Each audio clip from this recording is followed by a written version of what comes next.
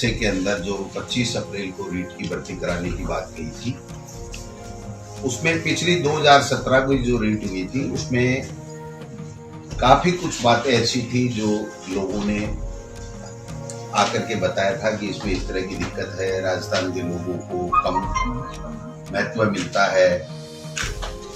कई डिमांड्स थी जो रीट परीक्षा देने वालों की, उसको देखा गया। कई जो वीकर सेक्शन हैं उन्होंने ये कहा था कि साहब इसमें हमारे दिक्कत आती है। तो इन सब चीजों को समाहित करते हुए हमारे प्रमुख शासन सचिव महोदया ने और सभी अधिकारियों ने काफी मेहनत की और माननीय मुख्यमंत्री जी तक काफी दफा चर्चा हुई। उसके बाद में आज हम लोग माध्यमिक शिक्षा बोर्ड को जो नोडल एजेंसी है रीट भर्ती कराने की, उसको जो विज्ञप्ति भिजवा रहे हैं, उसमें जो प्रमुख संशोधन पिछली रीट के बजाय किए हैं वो मैं आपसे शेयर करना चाहता हूं इसी के माध्यम से। 2017 में जो रीट कराई थी पिछली सरकार ने, उसमें सबके लिए रीट की न्यूनतम अंक 60% था, केवल SC ST के लिए 36% था। लेकिन हमारी सरकार ने काफी लोगों की मांगों को देखते हुए जो और वीकर सेक्शन है उनके अंदर जो न्यूनतम 60% है उसके अंदर छूट दी है, जो मैं आपको बताना चाहता हूं। अनुसूचित जाति जनजाति में जो नॉन TSP है उसमें पहले 60% थी, अब उसको 55 किया गया है। और जो TSP हो चाहे 2017 हो, अब वो जो न्यूनतम SC का जो है वो 36% था, उसको 36% रखा। दूसरा, अनुसूचित जाति, पिछड़ा वर्ग, अति पिछड़ा वर्ग, MBC, EWS, इन सभी श्रेणियों में पिछली 2017 की रीट में 60% था, जिसको 5% की रियायत देकर के 55% किया गया। समस्त श्रेणी विधवा, परित्यक्ता महिलाएं और भूतपूर्व सैनिक, इनके लिए भी 60% था पिछली भर्ती में। हमने इसमें 10% की रियायत दी है, 50% न्यूनतम अंक हमने माने हैं। और दिव्यांग निःशक्त जन श्रेणी में नियमानुसार आने वाले समस्त व्यक्ति, इसमें भी 60% था, लेकिन चूंकि हाईकोर्ट में भी लोग पिछले समय जो सिलेक्ट बच्चे गए और हाईकोर्ट ने भी इसको 40% तक अलाउ किया था, तो हमने उसको हाईकोर्ट के निर्णय को और लोगों की डिमांड्स को देखते हुए इसमें भी 40% न्यूनतम अंक हमने करने का फैसला किया। दूसरा, शहरिया जनजाति के लिए बहुत कम पात्र व्यक्ति मिलते हैं, तो पहले 60% ही था, लेकिन इसमें शहरिया जनजाति, शहरिया क्षेत्र के लिए हमने 36% किया। दूसरा जो एक मुद्दा रहता था कि जो 50% अंक न्यूनतम जो स्नातक है, तो वो स्नातकोत्तर या स्नातक में बीएड करने वाले जो बच्चे हैं उनको भी हम लोग अलाउ करते हैं। NCT की जो 13 नवंबर 2019 की जो गाइडलाइन थी उसकी पालना करते हुए हमने पहले अगर स्नातक में स्नातकोत्तर में कितने भी हैं तो वो नहीं बीएड ये रीट दे पाता था, अब उसमें कर दिया गया। दोनों में से किसी भी में भी अगर वो 50% है तो वो भाग ले सकता है रीट के अंदर। दूसरा जो न्यूनतम अंकों का था, बाकी अन्य कैटेगरी के लिए जो 12वीं में या जो BA में, उनमें जो छूट थी वो EWS और ये जो हमारा दूसरे जो दोनों MBC है उसमें भी उसको शामिल करते हुए पहले की तरह बराबर इन दोनों कैटेगरी को भी हमने शामिल कर लिया। वाणिज्य जो विषय था उसकी काफी समय से मांग उठ रही थी और उसको शामिल पहले नहीं किया जा रहा था, अब हमने इसको सोशल स्टडी L2, जो L2 का होगा हमारा बीएड किया हुआ व्यक्ति, तो वो उसमें सोशल स्टडी के अंदर हम उसको बीएड वाले को पात्र मान रहे हैं। एक रीट के साथ हमें सिलेक्शन का जो क्राइटेरिया था, जो पहले रूल थे उसमें 30% एकेडमिक के थे और 70% रीट के थे। तो हालांकि ये रीट का पार्ट नहीं है, लेकिन बताना जरूरी है क्योंकि जो बच्चा रीट दे रहा है उसको ध्यान में रहना चाहिए कि मेरा सिलेक्शन का क्या क्राइटेरिया है। तो उसको जो हमारे राजस्थान के नौजवान शिक्षित बेरोजगार जो ज्यादा आने चाहिए, जिनकी बहुत बड़ी मांग थी, उसको ध्यान में रखते हुए अब जो पहले हमने टेट में कर रखा था उस तरीके से यहाँ पर 90% रीट का वेटेज होगा और 10% उसकी जो एकेडमिक योग्यता होगी उसका होगा। तो ये 30% पिछली सरकार के समय था, जिससे काफी ये शिकायतें आई थी और काफी फर्जी डिग्री लेकर के बाहर के लोग भी आगे थे। तो मैं समझता हूँ राजस्थान के लोगों को ज्यादा से ज्यादा वेटेज मिले, इसके लिए भी हमने किया। एक जो राजस्थान के बेरोजगार बच्चों को ज्यादा से ज्यादा मौका मिले, इसलिए 2011 में पहले जो सिलेबस बना था, तो इसमें जो एनसीटी की गाइडलाइन है उसमें है कि प्रचलित पाठ्यक्रम के हिसाब से आपको सिलेबस देना है।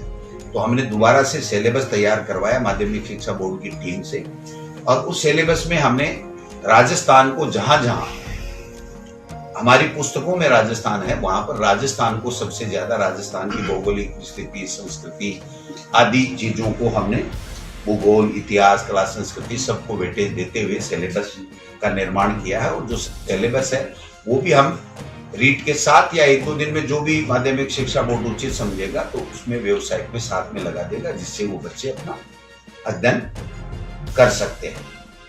बाकी जो मोटा मोटी चीज है, एक बात कंफ्यूजन चल रहा था कि बीएड वालों को L1 और L2 दोनों में लिया जाएगा, नहीं लिया जाएगा। तो एनसीटी की गाइडलाइन का हमने अच्छे तरीके से अध्ययन किया है, उसमें राज्य सरकार के ऊपर छोड़ा गया है। और एक शर्त ये भी है कि अगर कोई बीएड किया हुआ व्यक्ति L1 देता है तो उसको 2 साल के अंदर अंदर ब्रिज कोर्स करना पड़ेगा 6 महीने का, और वो ब्रिज कोर्स उस संस्था से करेगा जो एनसीटी के द्वारा मान्यता प्राप्त संस्था हो। तो ऐसी संस्था राजस्थान में आज की तारीख में नहीं है।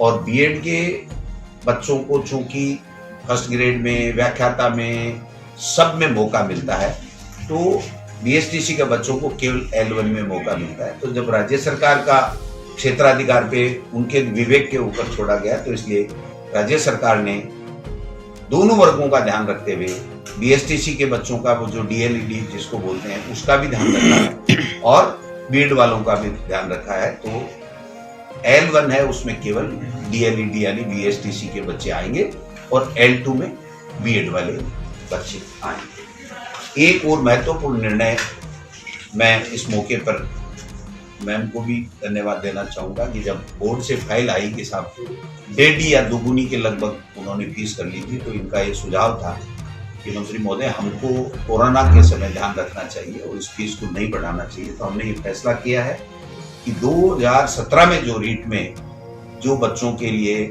परीक्षा शुल्क था रीट देने का, वही शुल्क हमने रखा है, उसमें 1 पैसा भी हमने नहीं बढ़ाया। बाकी बोर्ड का जो टेंटेटिव कार्यक्रम है वो कल आ जाएगा, वो अपने हिसाब से करेंगे। लेकिन जो हमारे पास में आया है लगभग 11 जनवरी से जो ऑनलाइन आवेदन इनके लेने का उनका टेंटेटिव है, इसमें परिवर्तन हो भी सकता है, वो बोर्ड का काम है।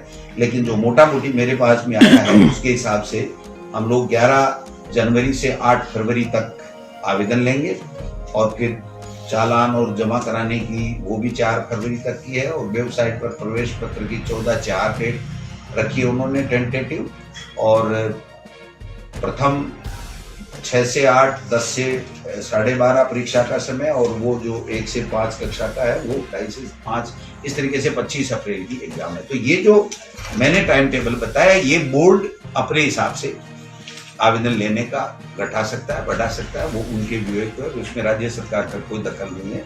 हम केवल ये जो छूट दे रहे हैं या हमने जो नए निर्णय किए हैं, जो हमारे शिक्षित बेरोजगारों की रीट देने वालों की जो मोटी मोटी समस्याएं थी, उनको काफी जद्दोजहद के बाद में, काफी विचार विमर्श करके पूरी तरीके से एनसीटी की गाइडलाइन के हिसाब से हमने इसको दुरुस्त किया है। जो मोटा फैसला किया गया है, वो मोटा फैसला राजस्थान के बच्चों को ज्यादा से ज्यादा मौका मिले, इसके लिए राजस्थान का जो हमारी पुस्तकों में, पाठ्यक्रम में है सामग्री, उसमें से जो सिलेबस है उसका निर्माण किया गया है। और जो 10 और 90 का जो वेटेज है, वो वेटेज हमने आगे सिलेक्शन में किया है। ये मोटा मोटी जो आज हम भेज रहे हैं, वो आज कल निकालें, परसों निकालें, वो उनके ऊपर है। जब भी विज्ञप्ति निकलेगी उसके बाद में इन लोगों को। सर एक लाइन में पूछे तो क्या लेवल 1 में बीएड धारी को शामिल नहीं किया जाएगा, आपके कहने का मतलब ये है? बिल्कुल, राज्य सरकार ने अंतिम फैसला कर लिया है, क्योंकि ये राज्य सरकार पर छोड़ा गया था। और दूसरी चीज ब्रिज कोर्स की जो आवश्यक शर्त थी, अगर हम इसको अगर L1 में बीएड वालों को शामिल करते तो एनसीटी से कब उस ब्रिज कोर्स की मान्यता मिलेगी, राज्य सरकार के पास क्या संसाधन होंगे क्या नहीं होंगे। दूसरी चीज फिर अगर वो नहीं कर पाएगा तो फिर उसकी नौकरी को खतरा हो जाएगा, उसको हम परमानेंट कर नहीं सकते, उसको बाहर निकालना पड़ेगा। तो कई तरह के कॉम्प्लिकेसी बढ़ने की संभावनाएं थी। और दूसरी अन्य स्टेट्स का भी हमने किया है, तो कई जगह कोर्ट केसेज में है, बिहार में हुआ है और जगह, तो वहाँ एनसीटी ने जो अपनी उत्तर रिप्लाई दिया है कोर्टों में, वो भी उन्होंने कहा ये राज्य सरकार का निर्णय है। तो L1 में केवल बीएसटीसी वालों को मिलेगा और बाकी सभी एग्जाम्स में बीएड वालों को तो मिलता ही। सब 90-10 केवल L2 में ही लागू रहेगा या L1 में भी होगा? नहीं, ये सिलेक्शन L1 में तो जो मेरिट बन जाएगी वो मेरिट, जो पहले की तरह है, उसमें कोई किसी तरह का कोई। राजस्थान जीके की L2 में ही केवल ये 70-30 का था, जिसको 90-10। राजस्थान जीके की आप बात करें सर, कुछ अंदाजा है कितने नंबर का सर वो आधार होगा? देखिए, नंबर नहीं बताए जाते हैं, नंबर पेपर के होते हैं और पेपर में बाकायदा सिलेबस होता है। और सिलेबस जो 2-3 साल से जो प्रचलित पुस्तकें हैं उसमें से देख करके बाकायदा सिलेबस बनाया गया है। और वो ये सिलेबस इस विज्ञप्ति का हिस्सा होगा, वो बाकायदा बोर्ड की वेबसाइट पे होगा, बच्चों को अच्छी तरह से दिखेगा। और जो सिलेबस होगा उसके मुताबिक प्रश्न पत्र बनाने वाली जो भी गोपनीय जो शाखा होगी, वो जो एक्सपर्ट होंगे वो। सर विज्ञप्ति कब तक जारी होगी? विज्ञप्ति हम आज भेज देंगे, आज रात को भी हो सकती है और कल भी हो सकती है। आप तो लेट रात तक जगना। सर रेट 2016 वालों की भी एक बहुत बड़ी मांग है। हाईकोर्ट की सिंगल बेंच और डबल बेंच ने फैसला दिया है वेटिंग सूची जारी करने के लिए, तो ये इसका कब तक क्या टेंटेटिव है कि कब तक हो जाएगा? 2018 का तो हमने निर्णय कर लिया L1 और L2 दोनों का वेटिंग लिस्ट जारी करने का। लेकिन चूंकि कई तरह के ऐसे प्रकरण हैं जिसमें वेटिंग लिस्ट का है, तो कई हाई कोर्ट में हैं, कई सुप्रीम कोर्ट में हैं, सुप्रीम कोर्ट में स्टे मिला हुआ है। तो इसकी हम लोग समीक्षा करेंगे अधिकारियों के साथ में बैठ करके, और जो यथासंभव सरकार के बस में होगा, जो कर सकती है सरकार नियमों में रहते हुए, वो करें। सर यही उनकी समस्या कि 2018 वालों को तो कर दिया लेकिन 16 वालों को नहीं किया, और SLP भी जो है सरकार वापस नहीं ले रही है। इसको एग्जामिन करवाएंगे, इसको क्या लीगल पोजीशन है, क्योंकि जब एक बार सुप्रीम कोर्ट में जाने के बाद में जब स्टे हो जाता है वहां पर प्राइमा फेसी, तो थोड़ी सी दिक्कत आती है। लेकिन फिर भी मैंने मुख्यमंत्री जी से कल परसों बात की है इसके बारे में। मुख्यमंत्री जी ने शायद ट्वीट भी किया था कि हम लोग ऐसी भर्तियों को कोर्टों से निकालने के लिए भी कोई गंभीर प्रयास कर रहे हैं। तो मैं समझता हूँ इसमें आगे चल करके कोई खोलने की कवायद की अभी मीटिंग भी हुई थी, लेकिन 15 जनवरी तक टाल दिया गया। क्या कुछ सर कुछ फीडबैक आया इस तरह का कि नहीं खोलना चाहिए स्कूल पहले ये थी कि 4 से 5 जनवरी के बीच में खोले जाएंगे? मुझे जो लग रहा है कि अब कोरोना कम हो रहा है तो सरकार इसके ऊपर गंभीरता से विचार कर रही है। काफी स्टेट्स का अध्ययन किया गया और जो केंद्र की SOP है उसको भी देखा गया। स्कूल खोलने का मतलब है स्कूल भी खुलेंगी, कॉलेज भी खुलेंगी, तो कोचिंग भी खुलेंगी, तो इसका सारा प्रभाव देखना पड़ेगा कि कितना क्या कोरोना का प्रभाव रहता है। लेकिन अब मान के चलिए कि 14-15 तक कोई न कोई अंतिम फैसला होगा। ठीक है, थैंक यू, धन्यवाद।